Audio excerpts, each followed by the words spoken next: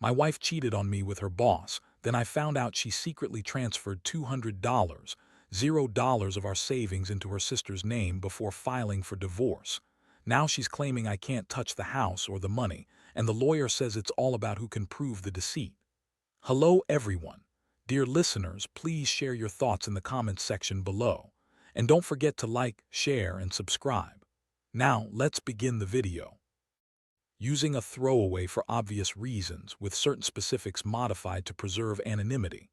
I never thought I'd find myself in a situation where my wife would turn out to be nothing like the woman I married. Honestly, I thought our marriage was solid. We had our ups and downs, sure, but I never imagined she'd cheat on me with her boss, James. The thing is, the signs were subtle at first, little things that I brushed off. She started coming home later than usual, claiming work was hectic. Her phone became more guarded, and she'd get defensive whenever I asked about her day.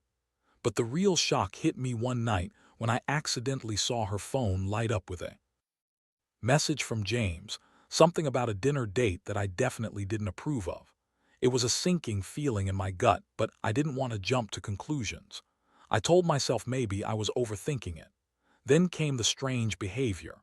Started being more dismissive, snapping at me over small things.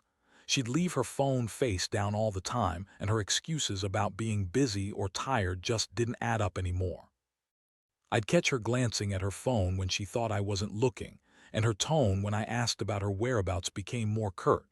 I remember one night I decided to check her email, just a quick peek honestly out of suspicion, and that's when I found the first real proof. An email from James sent to her work account talking about their plans to meet after hours. Nothing explicit, but enough for me to realize this wasn't just innocent flirting. I was stunned. My mind raced, trying to process what I'd just seen. I felt betrayed, but also angry. How could she do this to me, to us? I confronted her the next morning, my heart pounding. I asked her directly, "Are you cheating on me with James?" Her reaction was immediate. She looked surprised, then annoyed. "What are you talking about? You're crazy. I don't have time for this nonsense." She rolled her eyes, brushing me off like I was some paranoid fool. But I knew I was. I had evidence, and I wasn't going to let her deny it. The worst part was her lying straight to my face, denying everything even when I handed her the email printout. Her face twisted with irritation, and she snapped back. "You're just jealous because I work hard. James is just you're making a big deal out of nothing." But I could see the guilt in her eyes, the way she avoided eye contact, the way she clenched her fists. That moment was a punch to the gut. I felt like I'd been punched in the stomach, like my whole world was collapsing. I didn't want to believe it, but the evidence was there, and I knew I had to face the reality. Was cheating on me with her boss, James. That night I couldn't sleep. I kept replaying everything in my head, the lies, the dismissiveness, the secret phone calls. I was furious, hurt, and confused all at once. How could she do this? How long had she been hiding it? I started questioning everything. Our marriage, my own judgment, whether I had missed the signs. I felt betrayed not just by her cheating, but by the fact that she'd lied so blatantly, so effortlessly. It was like she thought she could get away with it, and maybe she had up until now. But I wasn't going to let her get away with it. I knew I had to plan my next move carefully. I didn't sleep much that night, and by morning I was already thinking about what to do next. I knew I couldn't stay silent. I had to confront her again, but this time with a plan. I needed answers, and I needed to figure out how deep this betrayal went. The worst part was knowing she'd probably try to spin it, deny everything, lie her way out of it. But I also knew I had to be smart. I couldn't just storm in and accuse her without proof. I had to gather everything, more evidence, financial details, everything that could help me understand just how far she'd gone. And then, out of nowhere, I found something that threw me even further into chaos. An email from her sister, Lisa, that had secretly transferred $200, $0 of our savings into Lisa's account. I saw the transfer confirmation and I just froze. How could she do that? Why hide it? I remembered how she'd always been so possessive about money, about the house, about our savings, and now I was realizing she'd been secretly moving money around behind my back. That was the final straw. Not just the cheating, but the fact that she'd been planning her escape financially too. I felt sick. This wasn't just about infidelity anymore. It was about betrayal on every level. I started piecing everything together: her lies, her secret transfers, the affair. I knew I had to act fast.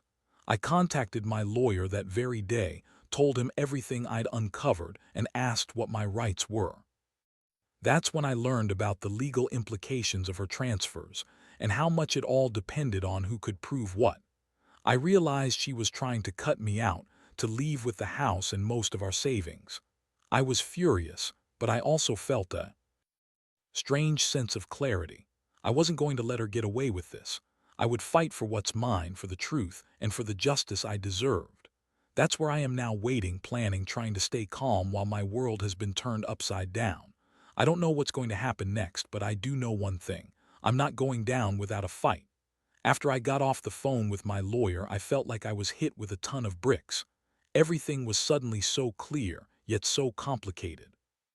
Had been lying from the start, hiding her affair and secretly transferring money into her sister Lisa's account. I couldn't believe I missed all these signs for so long. The more I thought about it, the angrier I got. How could she think she could get away with this? How could she cheat on me, lie to my face, and then try to sneak away with our house and savings? It felt like a betrayal on every level, and I knew I had to act fast if I wanted to hold onto what was mine. That afternoon, I decided I needed to confront her again. I couldn't just sit around waiting for things to happen. I felt like I was in a nightmare I couldn't wake up from. Was home when I got back, sipping her wine, acting casual like nothing had happened. I looked at her and felt a rush of disgust mixed with heartbreak. I told her I knew about the affair, about James, and about the money transfer. Her face immediately twisted into that bitchy smirk she always wore when she was trying to manipulate someone. "You don't know what you're talking about," she said, crossing her arms. "You're just overreacting. I don't know where you got these crazy ideas, but you're wasting your time." I didn't buy her lies anymore. I pulled out the printouts from my phone, the emails, the bank transfer confirmation. I threw them on the table and said, "Don't lie to me, I've seen enough. You've been cheating with James and secretly stealing from us. How long has this been going on?" She scoffed, rolling her eyes. "Oh, please. James is just a boss. We're just friends. You're paranoid like always, and that transfer, it's just my sister helping out. You're overthinking everything. You're just angry because I work late sometimes." Her voice was dripping with sarcasm, but I saw the fear behind her eyes. She was trying to keep her composure, but I knew she was scared. I also knew she was lying, probably to cover her ass, to buy herself some time. I didn't want to hear her excuses anymore. I told her I wasn't stupid, that I knew she'd been planning her escape for a while. The way she looked at me then, like I was some fool, made me even angrier. I told her I was done playing her games, that I had enough evidence to take this to court if necessary. She snorted and said, "You're not touching the house or the money. I have everything in order. You're just blowing things out of proportion. You're possessive and jealous, that's all." That's when I realized she was trying to gaslight me, to make me doubt myself, but I wasn't going to let her. I could see her trying to manipulate me, but I was done being the fool. I told her I was going to speak with my lawyer again, and that I was going to get a fair share of everything. I also told her I knew about her plans to leave, and I wasn't going to let her take everything without a fight. Her face turned red with rage, and she snapped, "You're just a loser who can't keep his wife happy. I don't need you. I'll be better off without your stupid rules and your paranoia." At that moment, I realized just how much she had changed. Used to be someone I trusted, someone I thought would stand by me no matter what. Now she looked at me like an enemy, like I was the one standing in her way of freedom. That's when I decided I had to do something drastic. I started gathering all the evidence I could: screenshots, bank statements, messages. I wanted to make sure I had everything in order before I made my next move. I also contacted a private investigator I knew from work, just to confirm her whereabouts and her contacts. I had to be sure she wasn't planning to run away or hide anything more. The night was long. I sat on the couch, staring at the pile of evidence I'd collected, feeling a mix of anger, sadness, and determination. I kept asking myself how I'd let it get this far. How could someone I loved so much turn out to be capable of such lies and betrayal? I wondered if I'd ever feel normal again, or if I'd just be carrying this weight forever.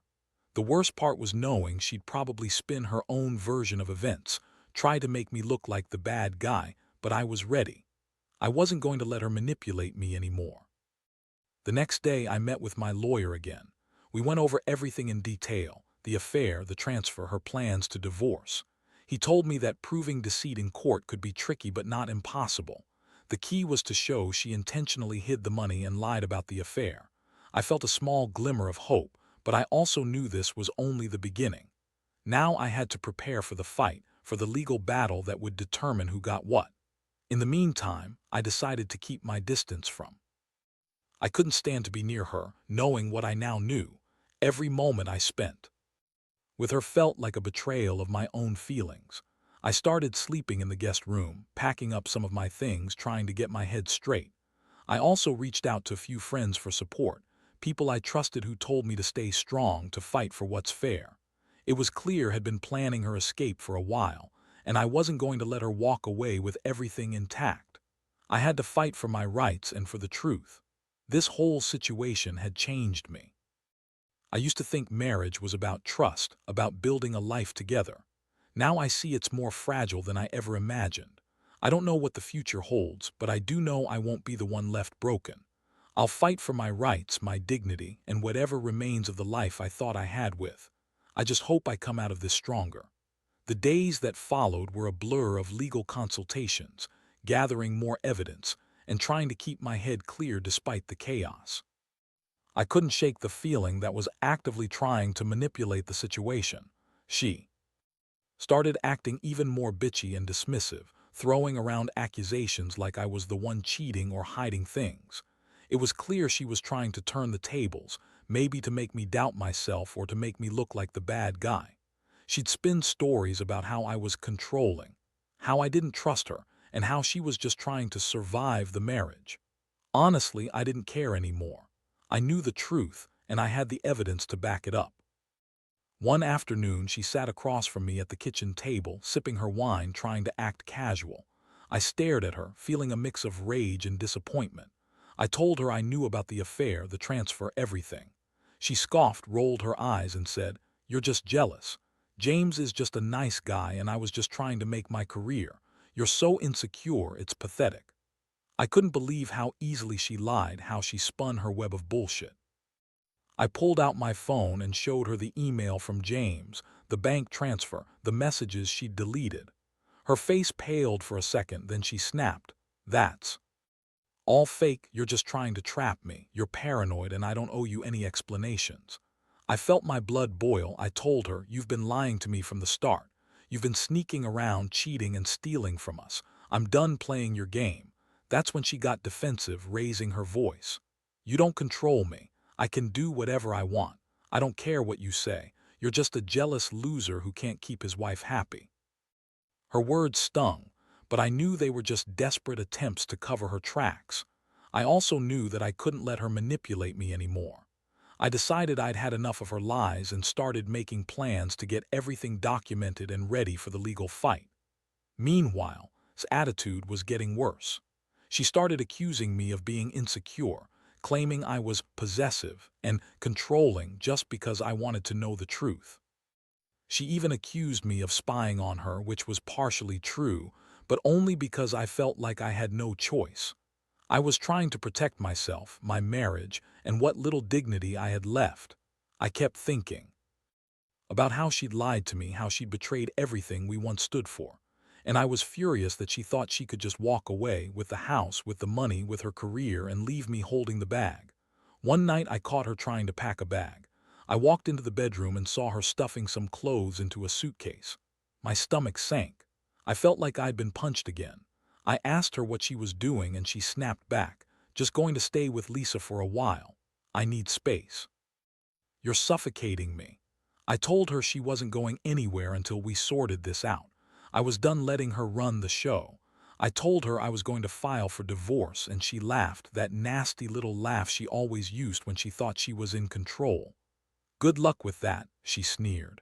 "You're not going to get anything. I've already taken care of everything." That was when I realized she'd already started planning her escape, hiding her tracks, and trying to make sure she'd be the one to walk away with the house and savings. I felt sick. I knew I had to act fast before she managed to do any more damage. I contacted my lawyer again, shared everything, and asked about freezing accounts, preventing her from transferring any more money and protecting my rights. It was clear she was trying to set herself up for a clean getaway. I couldn't let that happen.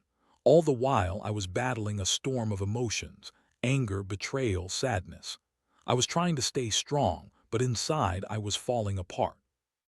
I kept thinking about all the moments I'd shared with, how I'd trusted her, how I'd believed she loved me. It all felt like a lie now. Every memory was tainted, and I wondered if I'd ever be able to trust anyone again. The hardest part was knowing that she was actively trying to ruin what we had, to rewrite her story, while I was left trying to pick up the pieces. I kept telling myself I'd get through this, that I'd fight for what was rightfully mine, but sometimes the weight of it all was just too much. So I decided I'd do whatever it took to prove her deceit in court. I hired a private investigator to verify her whereabouts, her contacts, and whether she was planning to leave the country or hide assets. I also started documenting everything: her lies, her manipulations, the transfer of money. I knew this would be a long fight, and I had to be prepared. I also started thinking about my own future, about rebuilding my life once this nightmare was over. It was clear wasn't the woman I thought she was, and I had to accept that. But I wasn't going to let her ruin me without a fight. Some nights I just sat there, staring at the ceiling, questioning everything: my judgment, my marriage, my own worth. I wondered if I'd ever be able to forgive her or if I'd carry this pain forever. But deep down, I knew I had no choice but to keep going. I had to stand my ground, fight for my rights, and protect what little dignity I had left. I couldn't let her win. I wouldn't.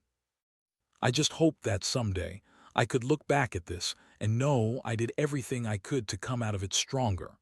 The legal process moved slower than I wanted, but I knew I had to be patient. Every day brought new surprises, some good, some infuriating. Was still trying to keep her composure, but I could see her cracks. She'd get defensive when I brought up the evidence, and her bitchy attitude only intensified. She kept insisting she was the victim, that I was paranoid and controlling. Honestly, I was sick of her lies. Every time she opened her mouth, I felt like I was listening to a master manipulator. But I had to stay focused. I kept collecting everything: screenshots, bank statements, messages, even her phone records. I wanted to be ready for whatever legal battle was coming. One day, attitude took a new turn. She started talking about moving on, claiming she was done with this mess and just wants a fresh start. She was trying to make it sound like she was the victim, like I was the one ruining everything. But I knew better. I knew she was planning her escape, trying to make me seem like the bad guy. I refused to fall for her games. I told her I had evidence of her affair, of the secret transfer of her lies. I told her I was prepared to fight for my rights, for the house, for the savings we'd built together. Meanwhile, I hired a private investigator to track her movements. I couldn't shake the feeling that she was planning to disappear, maybe even try to leave the country. I had to be one step ahead. Sure enough, the pie confirmed she'd been meeting with Lisa, her sister, more often than I realized. Sometimes late at night, always with a cover story of visiting family or running errands. I also found out she'd been secretly talking to a lawyer, probably to figure out how to get around the legal system, hide more assets, or even try to get a restraining order against me. The more I learned, the more I realized how deep her lies went. One afternoon, I found her in the living room crying. She told me she was sorry, that she didn't mean for everything to happen this way, that she still loved me. It felt like a punch in the stomach. I looked at her and thought, "You don't love me. You just love what I can give you: our house, our money, our life." I told her I wasn't going to fall for her manipulations anymore. I was tired of her crying, tired of her fake apologies. I told her I'd already made up my mind to fight for my share, and that I wasn't going to let her walk away with everything. That night, I stayed up late, drafting the legal documents, making sure I had a clear timeline of everything she'd done.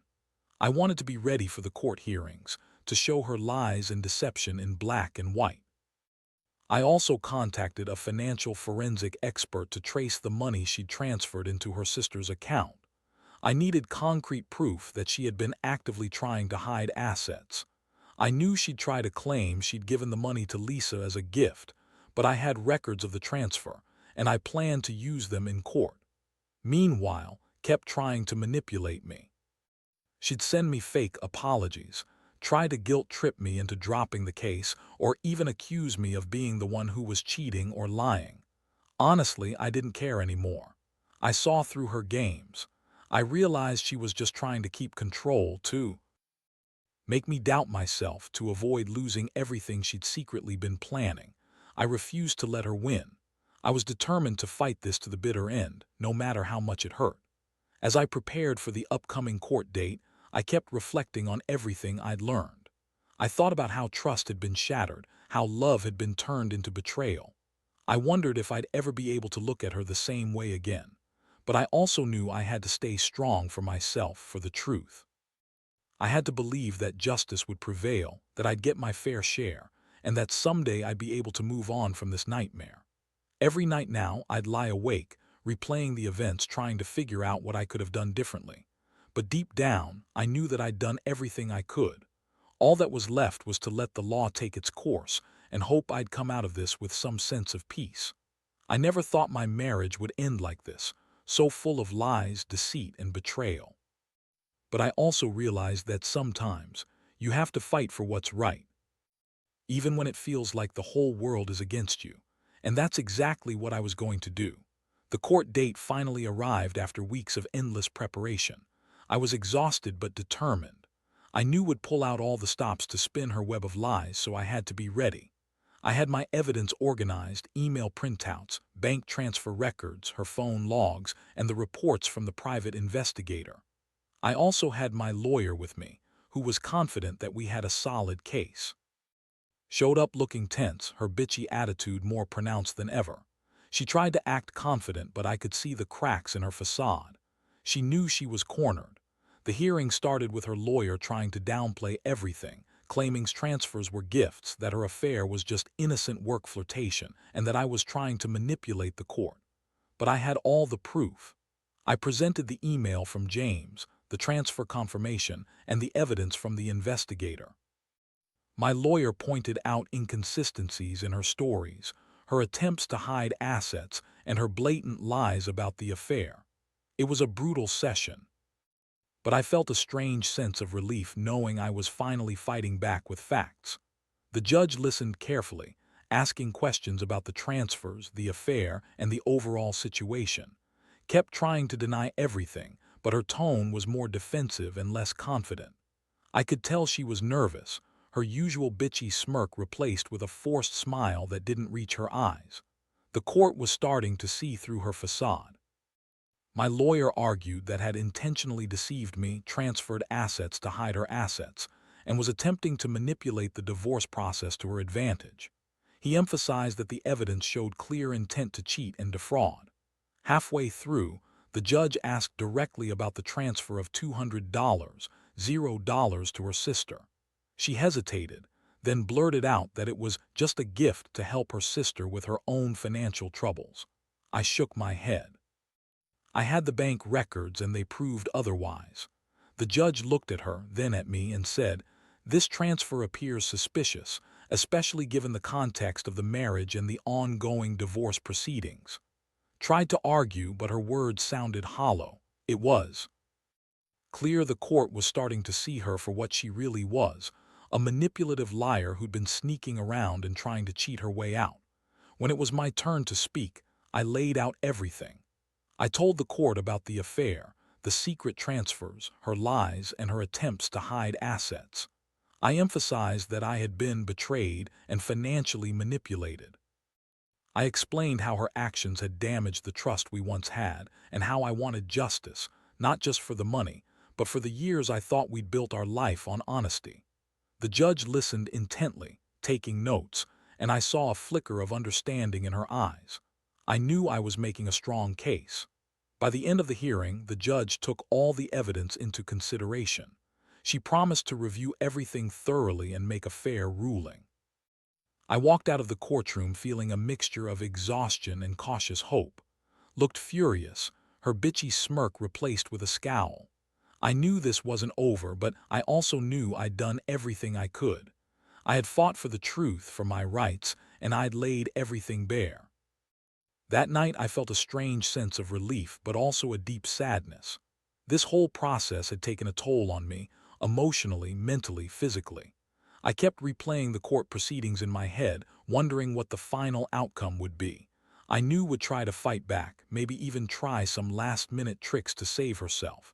But I was prepared. I'd done my part, and I was confident that justice would eventually prevail. As I lay in bed, staring at the ceiling, I reflected on how much my life had changed in such a short time. I'd gone from trusting my wife completely to uncovering a web of lies, betrayal, and greed.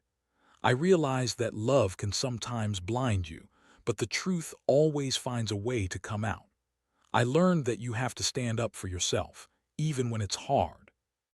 No matter what happens next, I knew I'd come out of this stronger, wiser, more cautious, and more determined to rebuild my life from the ground up. I just hoped that someday I'd find peace again and leave this nightmare behind. The aftermath of the court ruling was a whirlwind, but honestly, it felt like a small victory amid the wreckage of my life.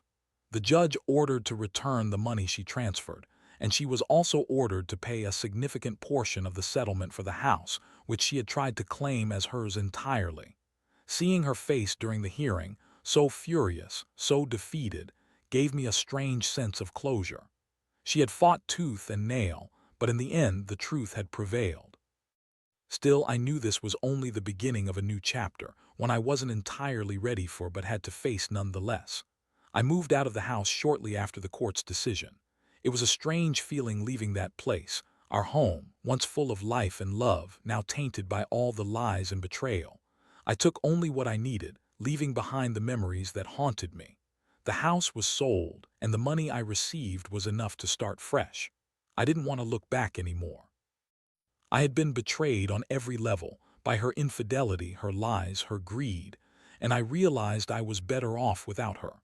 I had learned a lot from this experience. Never ignore the signs, trust your instincts, and always protect yourself financially. In the months that followed, I focused on rebuilding. I got a new job, started therapy, and slowly began to piece my life back together. It wasn't easy. There were nights when I'd wake up sweating, haunted by memories of her lies and the betrayal. But I refused to let her win completely. I cut her out of my life entirely, blocking her from my social media, deleting her number, and refusing to let her manipulate me anymore. I knew she'd try to contact me, maybe even lie to others about her innocence, but I was done listening. I had the evidence, the legal victory, and the closure I needed. Looking back, I realize how much I've grown from this ordeal. I learned that betrayal can come from the people you trust most, but that doesn't mean you have to be defeated. I learned to stand up for myself, to fight for what's right, and to never ignore the warning signs. Most importantly, I learned that sometimes you have to walk away from everything you thought was certain, rebuild from scratch, and find happiness on your own terms. Now, I'm focusing on myself, on healing, on rediscovering who I am outside of that toxic marriage. I've started dating again, cautiously, but with a new sense of confidence. I've also become more cautious with money, more aware of who I trust and what I need to protect. The scars of betrayal will stay with me, but they've also made me stronger. I see my future differently now, more cautious, more resilient, and more hopeful. If I could give anyone advice from this mess, it would be this. Never ignore the signs, trust your gut, and never let someone betray you without fighting for your truth. You might get knocked down, but you can always get back up. It's not about revenge. It's about reclaiming your life, your dignity, and your peace. I don't regret any of it because in the end I found my strength. And that to me is the real victory.